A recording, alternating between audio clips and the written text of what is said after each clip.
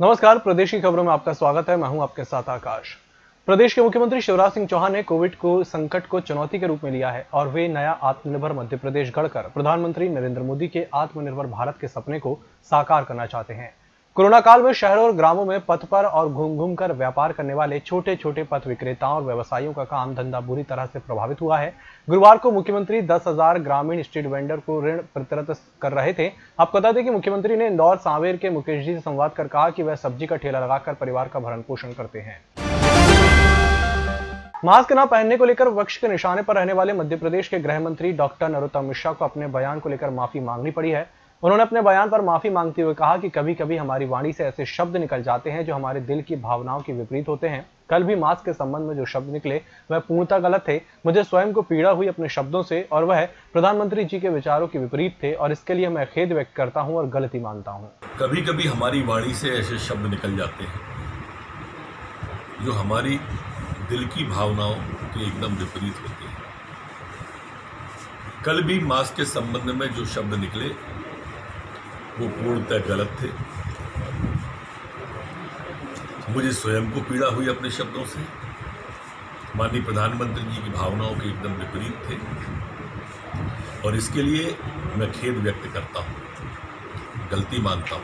मुख्यमंत्री शिवराज सिंह चौहान ने प्रधानमंत्री नरेंद्र मोदी को किसानों का भगवान बताया और कहा कि संसद से पारित कृषि सुधार संबंधी विधेयकों से अन्नदाताओं की आय दोगुनी हुई है। चौहान ने इन विधेयकों के विरोध में उतरे विपक्षी दलों को किसान द्रोही करार दिया और आरोप लगाया कि वे बिचौलियों की पैरवी कर रहे हैं। चौहान ने बुधवार रात इंदौर में संवाददाताओं से कहा कि दूरदृष्टि से फैसले करने वाले प्रधानमंत्री किसानों के भगवान हैं। कृषि सुधारों से संबंधित तीनों विधेयक किसानों के लिए वरदान हैं, जिनसे किसानों की आय दोगुनी होगी। चौहान ने कहा कि इन विधेयकों का विरोध कर रहे विपक्षी दल अन्नदाताओं के शुभ चिंतक नहीं बल्कि किसान द्रोही हैं। मध्य प्रदेश के सागर जिले की सुर्खी विधानसभा क्षेत्र में चुनावी माहौल उफान पर है, लेकिन जैसे जैसे उपचुनावों के औपचारिक ऐलान की तारीख नजदीक आ रही है, बीजेपी और कांग्रेस प्रत्याशियों के लिए स्टार प्रचारकों की कमी बड़ी मुश्किल बनती जा रही है। उपचुनाव वाले क्षेत्रों में लगातार शिलान्यास और भूमि पूजन कर रहे सीएम शिवराज सिंह चौहान या प्रदेश सरकार पर लगातार हमले कर रहे पूर्व सीएम कमलनाथ अब तक सुर्खी नहीं आए हैं। शिवराज सिंह चौहान की सुर्खी यात्रा में एक बार फिर बारिश अड़ंगा बनती दिख रही है। दरअसल इससे पहले 3 बार बारिश के चलते सीएम का सुर्खी दौरा रद्द हो चुका है। प्रदेश में होने वाले उपचुनाव को लेकर कांग्रेस ने अपनी दूसरी सूची को अंतिम रूप देना शुरू कर दिया है। पार्टी ने 9 सीटों पर सिंगल नाम तय करने की जानकारी दी है। विवाद वाली सीटों पर 2 से 3 नाम रखे गए हैं। पीसीसी चीफ कमलनाथ गुरुवार शुक्रवार को दिल्ली में रहेंगे। इस दौरान पार्टी नेताओं के साथ मुलाकात कर बाकी बची 13 सीटों पर उम्मीदवारों को लेकर चर्चा करेंगे। खबर इस बात को लेकर है कि कांग्रेस पार्टी 27 सितंबर तक अपनी दूसरी सूची जारी कर सकती है। कांग्रेस पार्टी ने सर्वे रिपोर्ट के आधार पर 9 सीटों पर नाम फाइनल कर दिए हैं। अपराध अनुसंधान विभाग पुलिस मुख्यालय ने भोपाल सहित प्रदेश के सभी जिलों के पुलिस अधीक्षकों को निर्देश दिए हैं कि वे अपने अपने क्षेत्र में सक्रिय माफिया, संगठित अपराधियों और सुनिश्चित तरीके से गिरोह के रूप में काम करने वालों की जानकारी तैयार कर भेजें। इसमें 12 तरह के माफियाओं का उल्लेख भी किया गया है, जिसकी जानकारी एकत्रित कर शीघ्र भिजवाई जाना है। पूर्व कांग्रेस सरकार ने भी माफियाओं के खिलाफ एक बड़ा अभियान शुरू करवाया था, जिसकी चपेट में मीडिया, भूखनन, शराब सहित अन्य माफियाओं पर भी कार्रवाई की गई। इस बुलेटिन वक्त चला छोटे से ब्रेक का, जल्द हाजिर होंगे। होटल गौरीश्री भोपाल शहर के बीचों बीच स्थित ठहरने की सर्व सुविधा युक्त जगह है। Room available in affordable prices और facilities free WiFi, AC, TV, parking, security, lift, full sanitised room, toiletry kit. Hotel Gaurishri, hall number 8, Chittor complex, MP Nagar, zone 1, Bhopal. Phone number 7898128620। निष्पक्ष, निर्भीक और विश्वसनीय खबरें देखें सिर्फ ईएमएस टीवी पर। डाउनलोड करें ईएमएस न्यूज ऐप।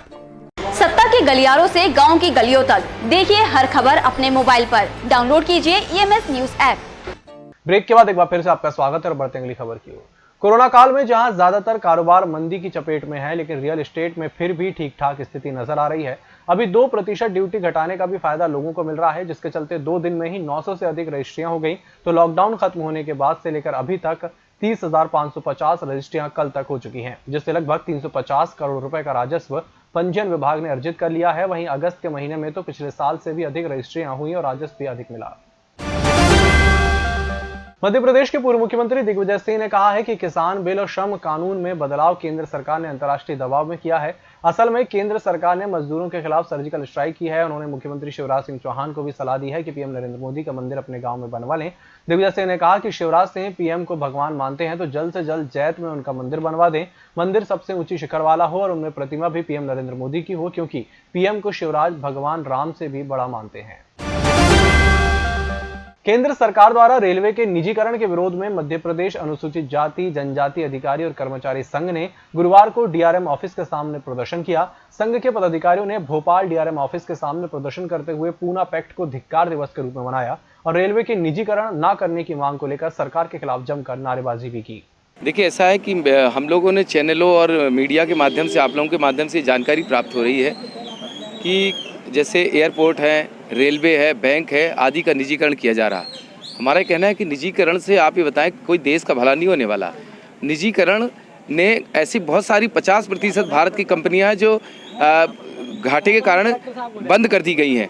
रेलवे हुआ, बैंक हुए, ये तो पूरे जो संस्थान हैं जो हमारे भारत के नवरत्न जो और भी संस्थान हैं जो देश को अच्छे लाभ दे रहे हैं, उनको निजीकरण करने की आवश्यकता है। जबकि 50% निजीकरण ऐसे संस्थान जो बंद हो चुके हैं, इससे गरीबों का अहित होगा, देश में महामारी फैलेगी और शोषण होगा। अनुसूचित जाति और अनुसूचित जनजाति वर्गों के प्रति संवेदनशीलता विषय पर राज्य स्तरीय सेमिनार का गुरुवार को पुलिस मुख्यालय में आयोजन किया गया, जिसका शुभारंभ मध्य प्रदेश पुलिस विभाग के डीजीपी विवेक जौहरी ने किया। इस सेमिनार में अजाक शाखा से जुड़े तमाम विवेचन अधिकारियों ने ऑनलाइन सेमिनार में हिस्सा लिया, जिन्हें डीजीपी विवेक जौहरी ने अनुसूचित जाति और अनुसूचित जनजाति के प्रकरणों को लेकर आने वाली समस्याओं और उनके निराकरण संबंधी उपाय बताए। इससे संबंधित जो अपराध होते हैं उसकी विवेचना में आने वाली जो दिक्कतें हैं, जो नए कानून में चेंजेस होते हैं, उसके हिसाब से क्या क्या कार्रवाई अब जरूरी है।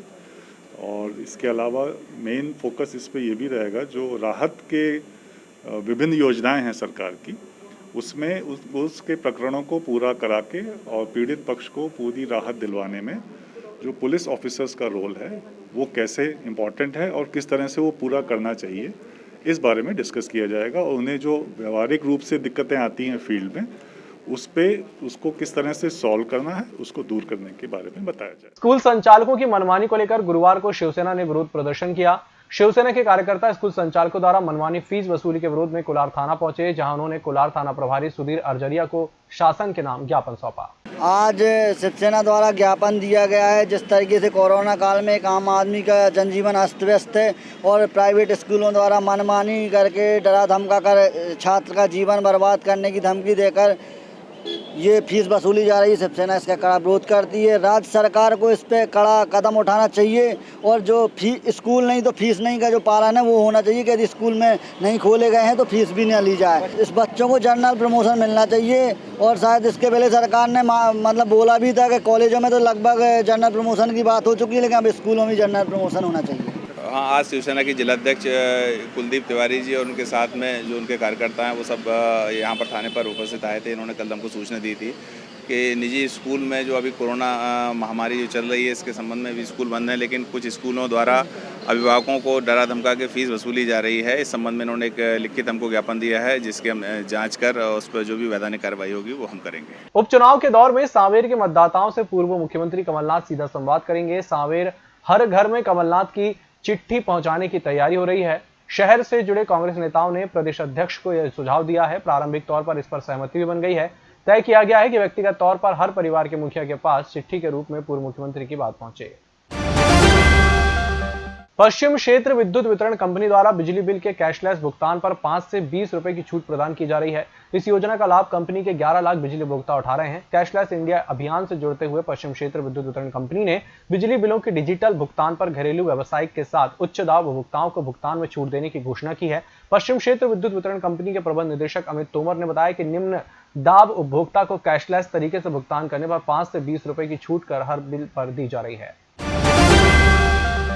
और बुलेटिन के अंत में बात करेंगे मौसम की। कम दबाव का क्षेत्र पश्चिमी मध्य प्रदेश के मध्य में है। मानसून द्रोणिका राजस्थान से कम दबाव के क्षेत्र से होकर बंगाल की खाड़ी तक जा रही है। दक्षिणी महाराष्ट्र से उत्तर प्रदेश तक एक ट्रफ बना हुआ है। दक्षिणी महाराष्ट्र पर एक ऊपरी हवा का चक्रवात मौजूद है। इन 4 सिस्टम के असर से बंगाल की खाड़ी और अरब सागर से नमी मिल रही है। मौसम वैज्ञानिकों ने गुरुवार को रीवा सागर संभाग के जिलों में कहीं कहीं भारी बारिश के आसार जताए हैं। इस बुलेटिन में फिलहाल इतना ही। इसी के साथ मुझे दीजिए इजाजत और देखते रहिए MS TV। नमस्कार।